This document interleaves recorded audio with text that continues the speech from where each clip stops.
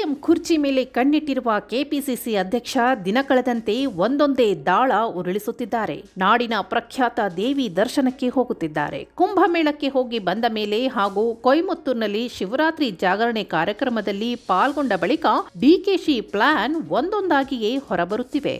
ಕೇಂದ್ರ ಗೃಹ ಸಚಿವ ಅಮಿತ್ ಶಾ ಜೊತೆ ವೇದಿಕೆ ಹಂಚಿಕೊಂಡ ಮೇಲಂತೂ ಬಿಜೆಪಿಗರಲ್ಲಿ ಮಂದಹಾಸ ಮೂಡಿದ್ರೆ ಕಾಂಗ್ರೆಸ್ನಲ್ಲಿ ಆತಂಕ ಕಾರ್ಮೋಡ ಕವಿದಿದೆ. ಮತ್ತೊಂದೆಡೆ ಡಿಕೆ ಶಿವಕುಮಾರ್ ಡಿಸೆಂಬರ್ ತಿಂಗಳೊಳಗೆ ಮುಖ್ಯಮಂತ್ರಿಯಾಗುವುದು ಗ್ಯಾರಂಟಿ. ಕೇವಲ 2.5 ವರ್ಷ ಮಾತ್ರವಲ್ಲ, 2028ರ ಚುನಾವಣೆ ಬಳಿಕವೂ ಅವರೇ 5 ವರ್ಷಗಳ ಕಾಲ ಮುಖ್ಯಮಂತ್ರಿಯಾಗ್ತಾರೆ ಎಂದು ಡಿಕೆಶಿ ಬಣದ ಕಾಂಗ್ರೆಸ್ ಶಾಸಕರು ಹೇಳುತ್ತಿರುವುದು ತೀವ್ರ ಕುತೂಹಲ ಕೆರಳಿಸಿದೆ.